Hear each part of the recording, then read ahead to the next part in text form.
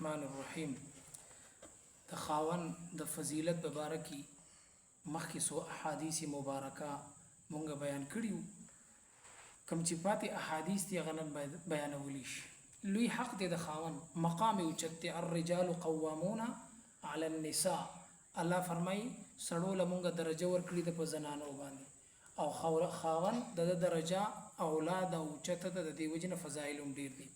نبی علیہ السلام حدیث مبارک دی والذی نفس محمد بیده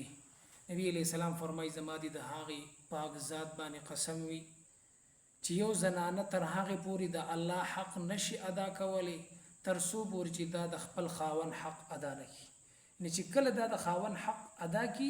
دا به د الله حق الا ادا کی دومره لوی شان دی یعنی دا معنی پته ولګي چې د الله پاک رضا د خاون پر رضا کی پرته ده او بل حدیث کې نبی علیہ الصلوۃ والسلام زنانو ته د خاون حق او مرتبه خولې ده په ناشنا انداز باندې نبی علیہ السلام فرمایلی ده نبی علیہ الصلوۃ والسلام فرمایلی یا معاشر النساء اے ټولګي ده زنانو لو تعلمن بحق ازواجكن عليكن کتاسو د خاوندان هغه حقوق په جنې چې کم پتا سو باندې دي نو نبی علیہ الصلوۃ والسلام فرمایل لجعلت المرأة منكن خامخا یو زنانه بستا سونه چې هغه د خاون حق ادا کول غواړي مرتبه یې پیژني نو دا به دومره حق د خاون ادا کی کده د خاون په د خپو باندې ګرد او غبار پروت دی دا زنانه به د خاون د ګرد او غبار د خپو دا به په خپل مخ او رخسار لري کی کده ته مرتبه معلومه شو دی زنانه ته د خاون دا شان نبی علیہ الصلوۃ والسلام د خاون چې کوم دی بیان کړی دی بل حدیث کی نبی علیہ الصلوۃ والسلام فرمای سمرا یو ډیر لوی شان دی نبی علیہ الصلوۃ والسلام فرمای والذی نفسی بیده زما دی په هغه پاک ذات باندې قسمی نبی علیہ السلام فرمای لو کان من قدمه الى مفرق راسه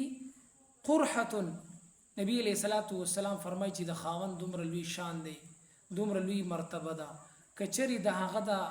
د خپونه والو د سر پوری پاغه باندې دانی راوخی جو داغې نه یې نيزوي بېږي نو لہذا او دا زنانه راولګي او د خاوند دایني زوی په مالو چو باندې نه په کپڑا باندې نه بلکې په خپل جب باندې صفا کی بیا به هم د خاوند حق ادا نه کی دومره لوی شان نبی علیہ الصلوۃ والسلام بیان کړی لہذا زنانو ته موږ تاسو تعلیم ورکو د خاوند قدر ورته وخیو خاوندانو لپاره دي چې د خپل خزو اصلاح وکي د علماو بیانات اوریدل د پیغمبر علیه الصلاۃ والسلام احادیث اغوی ته مخیته کول د علماو نه زده کول او هغه زنانو ته بیانول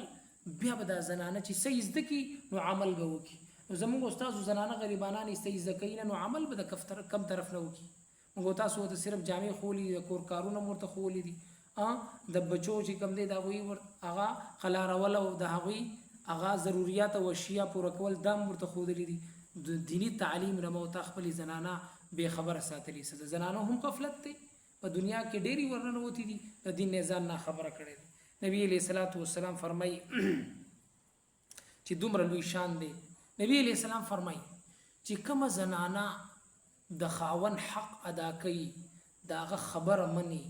داغه شان او داغه د مرتبه قائلی داغه تابعداري نبی علیہ الصلوۃ والسلام فرمای په هوا کې مارغان په سړو کې میګیان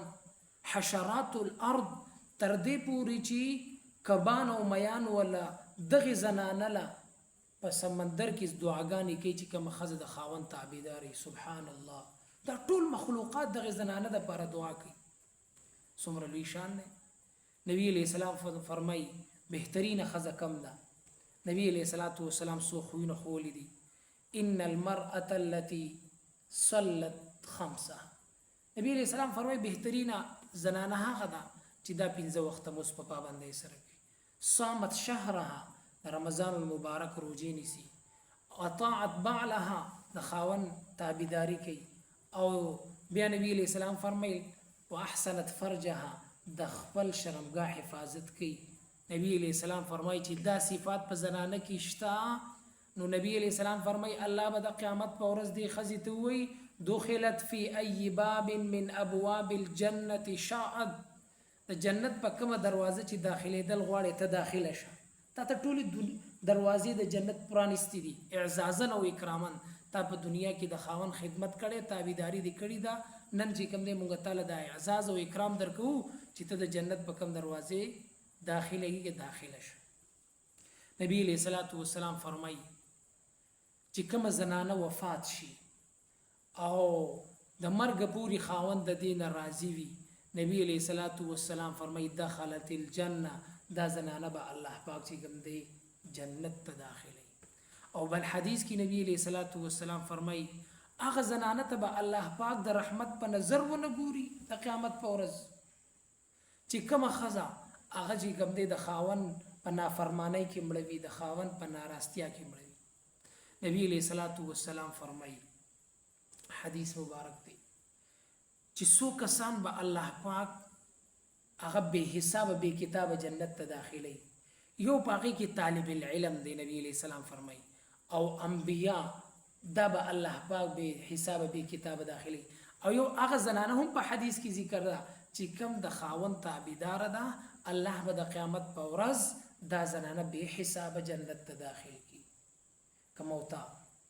خپل زنانه به حساب جنت ته داخله ول غواړو هغه ته د خاوند حقوق وخیو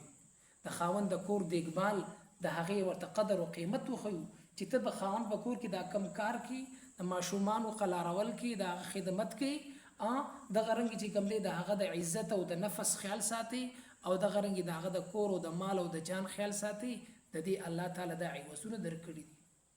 یو حدیث کې نبی علیہ السلام فرمایي اسمان کې الله پاک په هغه ورځ ناراضه وي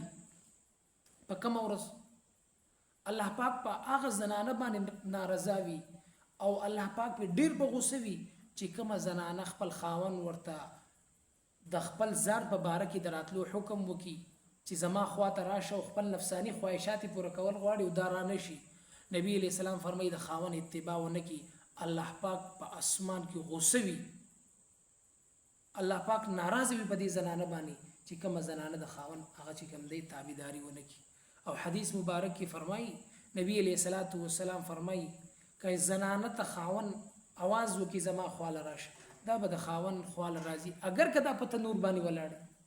نبی علیہ السلام فرمایي دومره لوی شان دی دومره لوی قدر او قیمت دی د خاون مونږ تاسو د خاون قدر وکړو د خاون مرتبه وپیژنو او دا حدیث چې کوم دی چې نبی علیہ السلام فرمایي تر هغه پورې د الله حق نشي ادا کولای سو پورې د خاون حق نه ده